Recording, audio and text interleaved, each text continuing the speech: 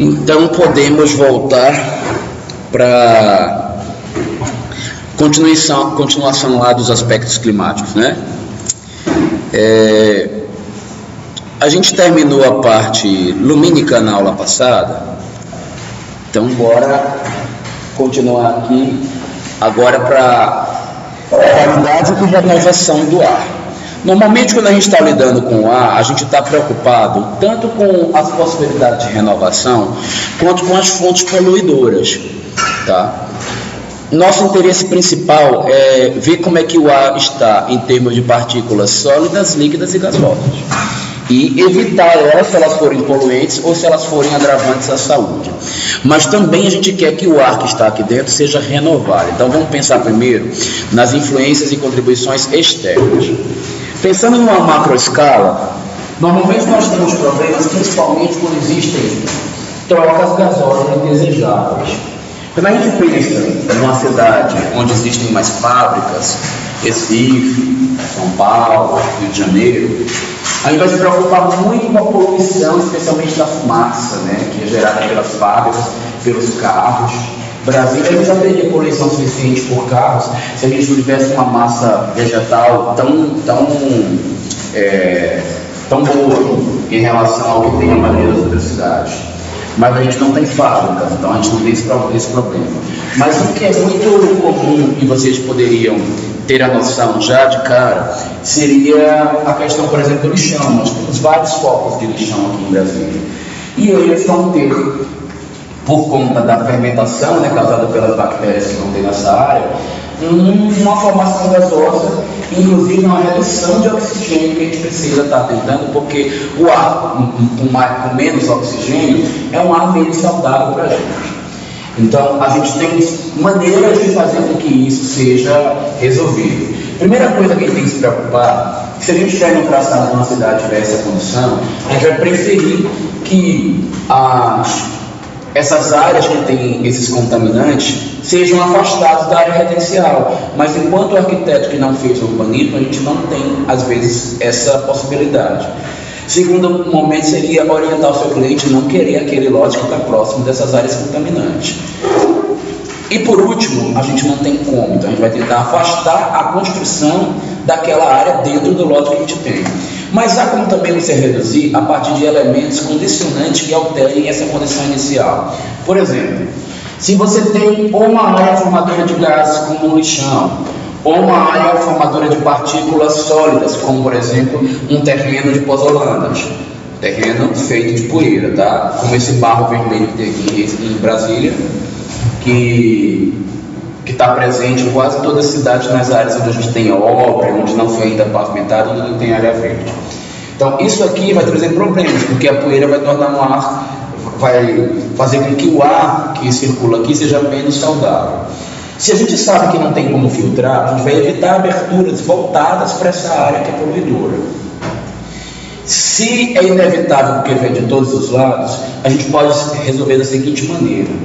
Nessa foto aqui, por exemplo, vocês veem que tem um cinturão verde ao redor da fonte poluidora. Essas árvores vão funcionar de duas maneiras.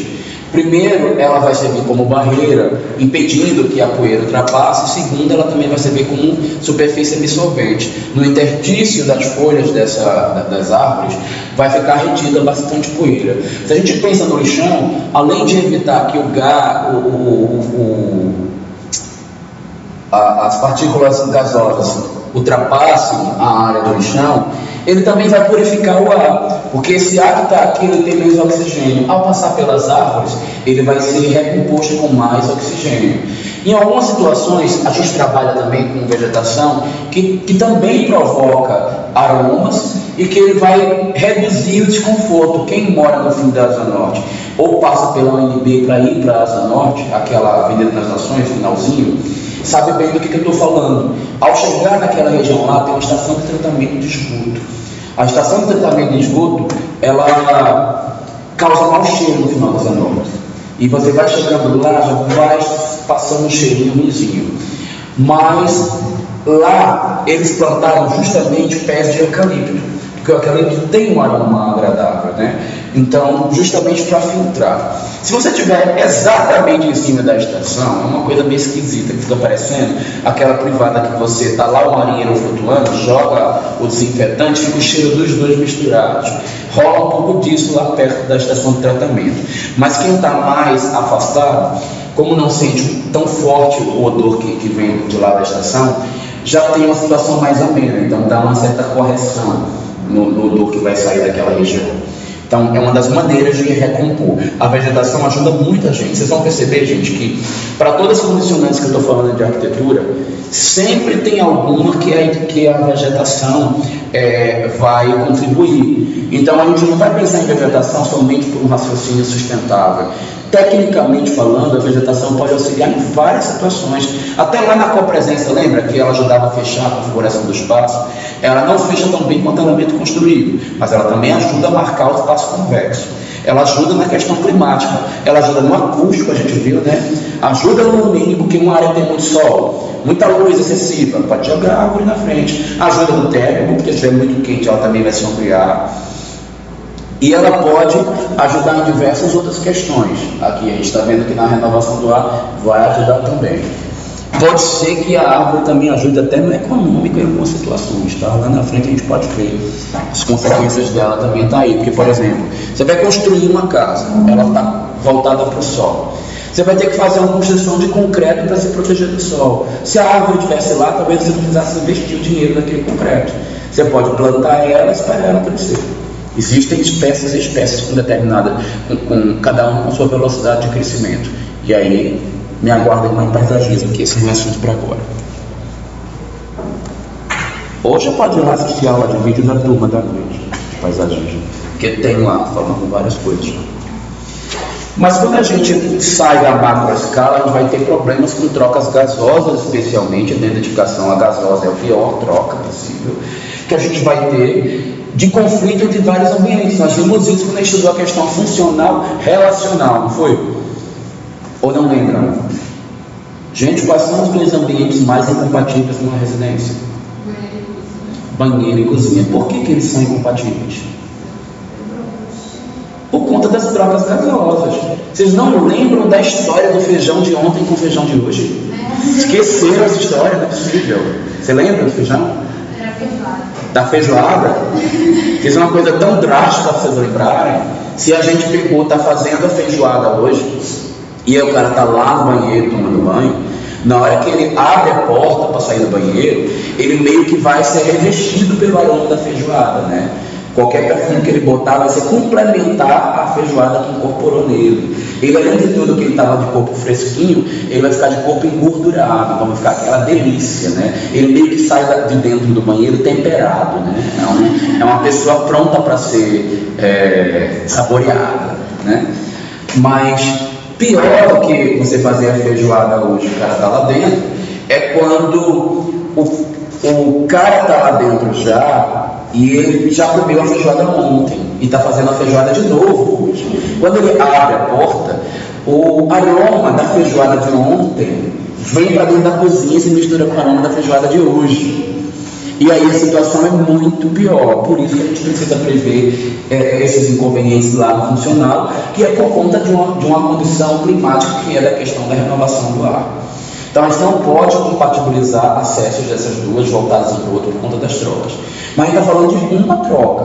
No ambiente residencial, por exemplo, a gente pode prever vários. Por exemplo, a cozinha totalmente aberta irreversivelmente. Quando você está fazendo, e algumas famílias rola a fritura, né? Na minha casa, graças a Deus, não existe isso. Então eu posso deixar tudo aberto, que não vai nunca rolar isso. Mas na maioria das famílias brasileiras, especialmente no Nordeste, falando que minha família tem muito disso, né? Minhas famílias existem um hábito que é uma coisa. A gordura ela está institucionalizada no comportamento social da família. Para você ser feliz, tem que ter gordura na panela.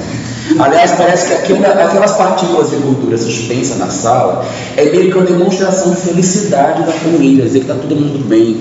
E essa gordura não precisa estar só suspensa no ar, não. A gordura tem que estar no corpo. Minha tia, quando me vê, que olha, você, menina, esse seu busto está murcho, você está passando fome, você está com algum problema, você não está parecendo estar muito feliz, deixa eu olhar seus olhos, ver se está com a cara pálida, né? Minha mãe era desse jeito, ela me olhava, eu tinha que estar gordinho também, ela vinha pelo braço, menino, você não está bem, você precisa se alimentar direito. Aí ela lá para a panela, tacava a gordura, né? E aí deixava todo mundo feliz. Isso é hábito da minha família. E aí, nessas famílias aí, não tem jeito, né? Você precisa prever situações reversíveis. Por exemplo, na cozinha, não pode ter aberto direto. Sala, tem uns incômodos, né? Por exemplo, o cheiro da gordura na sala é desagradável para a maioria das famílias. Está lá e está aquele cheiro de gordura. Na minha não é. Na minha é demonstração de felicidade. Ai, que delicioso esse cheirinho de carne gorda com batata frita, né? Aí fica todo mundo já morto de fome, louco para ir lá daquelas montanhas de prato, né? Mas como nem toda a família é desse jeito, a gente precisa reverter. Por exemplo, se é integrado, então vamos ver se a gente vai trabalhar com a rua e falar para poder fazer a distorção de metade daquela gordura, né? Vai ser suave, mas você pode abrir e fazer com que o vento... já ouviram falar em edificação vazada, ou não? A gente precisa prevalecer a ventilação cruzada, que é isso de fazer com que a edificação seja vazada. Todo local que tem uma abertura de entrada, o ideal é que tenha uma abertura também de saída. Se não tem no mesmo ambiente isso, tem uma abertura de entrada na sala, que quando passa da sala, da porta para a cozinha, tem lá na cozinha, e aí a ventilação cruza entre a sala e a cozinha. Isso é a situação ideal. Uma sala vazada é uma maravilha, que ela é sempre fresca. Mas o apartamento vazado, ele pode ser vazado da sala para a cozinha, da sala para os quartos. Quando eu vejo a expressão apartamento vazado, é porque tem janela de um lado para o outro e comunica o vento. Então, todo mundo fica feliz, o apartamento não vai ser tão quente. E quando tiver com esses gases, essas coisas aí, abre de um lado, abre do outro, o ar renova e aí vai embora o cheiro de gordura. Tá? Para minha família não precisa fazer nada disso, que eles adoram. Ela pode deixar a gordura lá pendurada. Mas a gordura pode chegar no quarto, se o quarto estiver perto. E aí chega, a pessoa vai temperar a roupa também, né? Não é só quando ela sai da banheira, a casa fica toda temperada. Pior do que o cheirinho chegar da gordura chegar lá no quarto, é quando você integra a cozinha com a área de serviço e não põe uma divisória que seja reversível também, porque a roupa mal limpou, está úmida ainda e a gordura impregna.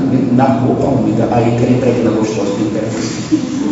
Ainda mais que a proximidade aqui é imediata, né? Às vezes o tempero é tão forte, né, que inclusive a roupa ela dá uma amareladinha, né? Que é aquela coisa para a roupa ficar mais saborosa. Então, cuidado com isso aqui. É super comum nos apartamentos contemporâneos integrar a cozinha com a área de serviço e ser direto. No máximo, às vezes, eles botam uma divisóriazinha de vidro simbólica, só para dizer, ó, é, não é, mas a maioria nem isso tem. A gente precisa realmente ter uma esquadria que feche. Gordura total, fechou lá e a roupinha está isolada, tomando uma fresca lá do lado de fora. Só que engordurou tudo, terminou de fazer, abre a janela da sala, abre a esquadria e aí o vento vem, leva a gordura embora. E quando a ventilação é só, tipo assim, na janela da sala, na janela do serviço, na janela do quarto, tudo tipo assim, aqui é a linha das janelas. Não tem janela. Tudo de um lado só. Provavelmente o arquiteto que fez o projeto, ou ele não planejou bem, ou ele foi forçado pela estrutura a fazer. Não quer dizer que você não vai conseguir fazer a ventilação cruzada, porque dependendo da movimentação dos ventos na região que você está trabalhando, ela vem, às vezes, meio diagonal por aqui e diagonal por lá, então ela consegue entrar isso aí. Mas, literalmente, são situações opostas. Então, você tem que abrir tudo. Não tem fórmula pronta já está sintético. Abre e vê se vai rolar, mas só o fato de ter abertura de todas indica que provavelmente você vai conseguir renovar a obra. Tá? Mas a situação ideal é você ter uma abertura voltada para o vento dominante e uma abertura voltada para o lado contrário ao vento dominante. Porque nas áreas quando o vento dominante não está passando, ela também faz um movimento contrário. Ok? E por conta disso, gente, a gente também tem que afastar determinadas coisas. Normalmente a situação mais drástica Não é só a questão da cozinha, não. É também a questão de colocar banheiro, que muita gente não pensa. Situações mais comuns de banheiro. Aí eu falei de cozinha, porque cozinha gera gases, né? Banheiro também gera gases. O mais comum no caso, por exemplo, de banheiro. Gente, nós evitamos colocar o banheiro estampado na cara de quem está usando outro espaço que não seja o banheiro. Sempre a porta do banheiro virada para um canto que não incomoda quem está lá usando. Por quê? Você lembra do cara que está com a feijoada de ontem ainda no estômago? Quer dizer, já desceu para o intestino, né? Ele pode, rapaz, ter um ataque, né, de epilepsia súbito, né, daquela que vai parar no banheiro, né? E nada disso que eu estou querendo falar. Eu estou querendo falar da diarreia mesmo, né? E aí, quando ele sai daqui, ele sai com aquela cara de santo e fundo de piedade, que é desagradável para ele que está saindo, né? E é desagradável para quem está do lado de fora. Meu Deus, não acredito que eu estou gravando tudo isso que eu estou falando, vai ficar. Vou escutar N críticas, tomara que não entre que nem a outra moça que entrou para ficar me xingando no vídeo. Bom, mas vamos pensar. O cara aqui fez esse banheiro. Olha, na frente da porta, quem está? A sala de jantar com a mesa, gente. Então, ninguém merece, porque muitas vezes é o cara que, inclusive, ele antes de ir comer, ele veio no banheiro. Ele estragou o almoço de hoje. Péssimo. Mas eu não sei o que é pior, porque aqui pelo menos é a gente de casa. Mas a porta está virada também para visita, meu Deus. E aí a visita mal chegou, já foi contaminado pelas profundezas do inferno. Coitada da visita, né? Será que essa porta precisava ser aqui? Vamos pensar numa coisa, ó. Isso aqui é uma escada. De repente, quando chegou nessa altura aqui, já dava para a porta ser aqui no beco, aqui embaixo. Totalmente isolada de cá, e não ia ter acesso para ninguém. Já melhorava. Não, mas não deu altura. Aqui ficou baixo. Gente, era só tirar a porta daqui, ó, virar para cá.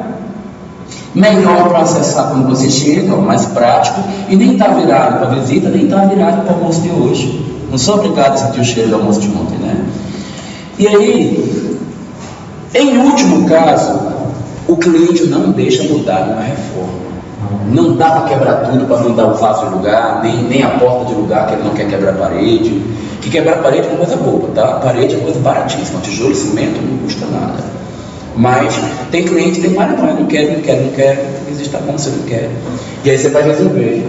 Só de você botar uma paredinha aqui na frente, gente, você já limita as trocas das osas. Você evita que ele chegue lá na sala de jantar. E mesmo que ela ainda esteja indiretamente aqui voltado para a sala de estar, só o fato de ter um corredor, você dificulta que o ar se difuse, porque ele fica meio que preso aqui nesse rolzinho que vai ser gerado. Deu para entender essa lógica? Mas tem uma... Alguém falou algo? Não, então beleza. E tem uma outra também que ela é meio drástica e é terrível, que é a suíte do casal. A suíte do casal, aí está lá o serviço mal feito, né? Só que aí deu a descarga, mas os gases, né? Os vestígios do caminho do inferno, eles ficaram ali, né? No Feng Shui, inclusive, o vaso ele significa alguma coisa negativa, né? A gente precisa saber nada de Feng Shui para saber que o vaso é negativo. Então, primeira coisa, a gente abriu a porta do banheiro, pelo amor de Deus, não coloca vaso, porque você está facilitando essas trocas desagradáveis de odor. Sem falar que o vaso, normalmente, ele é uma coisa feia de se ver, porque tem coisas dentro dele. Então, se uma criança esqueceu, se você é distraído, né, pode estar correndo, aí fechou a tampa, esqueceu de apertar o botão, né, ou não fechou, pior, deixou uma linha à vista, é mais complicado ainda. Então é bom que ele vá para lá. Sem falar, gente, que ao entrar no banheiro, se tem uma coisa que é bonita para se ver, é a bancada e a decoração que está acima da bancada, com espelho bacana e com iluminação. Não põe o desgraçado do vaso não, tá, na entrada, porque o projeto não vai ser provavelmente mais interessante. E outra coisa, o banheiro, mesmo que você afaste o lado da entrada, o banheiro do quarto do casal, de preferência, quando a pessoa deitou aqui na cama, não é legal que você pegue e bota a porta de entrada do lado da cabeceira da cama. Por quê? A coitada levantou tarde da noite com a diarreia e o coitado do marido já acordou. Mas ele, além de aumentar o barulho e a luz e tudo mais que está voltado para ele, que abriu a porta e deu a luz, claro, na cara dele, né? Ainda ele vai ser obrigado a aguentar os vestígios que eu já acabei de falar agora há pouco, né? É desagradável. Então a gente vira a porta para longe do acesso da cabeceira da cama, se possível, como ele fez aqui, ó. Tem um banheiro aqui embaixo para o casal, e olha onde está. Está longe, está desviado, está na direção mais do pé do que da cabeça. A cabeça está lá longe. Então isso aqui é uma distribuição ideal em termos de banheiro, cama, tá? E outra coisa,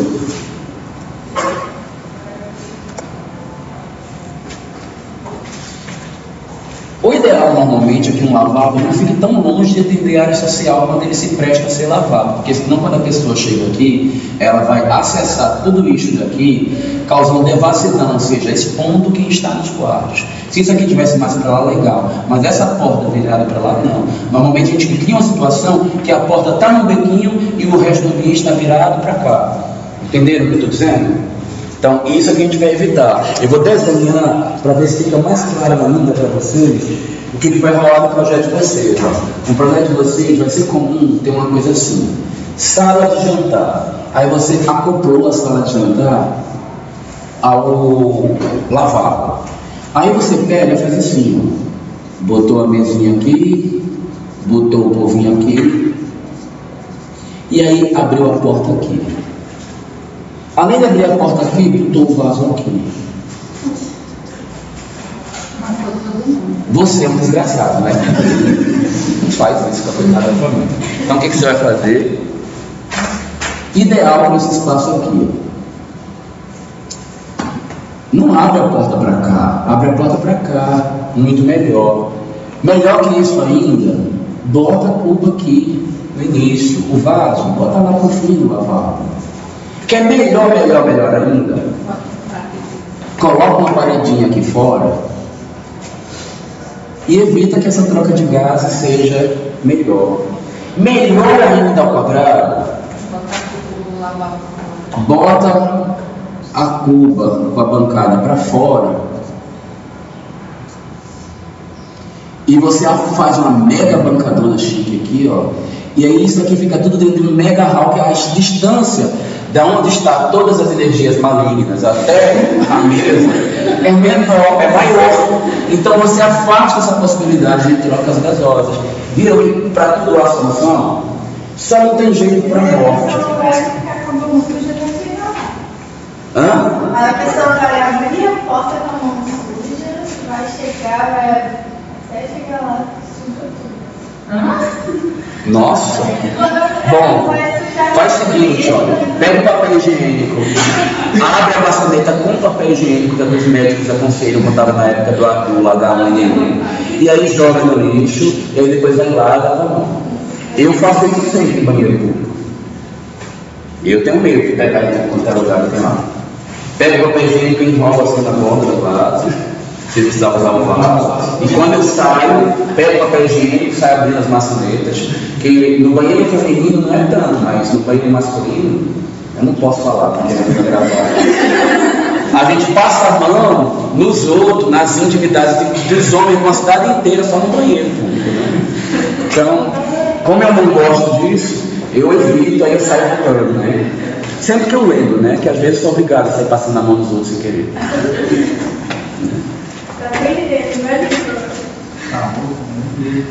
Outra coisa também, se você tiver um local que foi bem projetado, é mais inteligente pegar o papel e jogar direto no vaso do que no lixeiro. Tem banheiros onde está escrito jogue direto no vaso, né?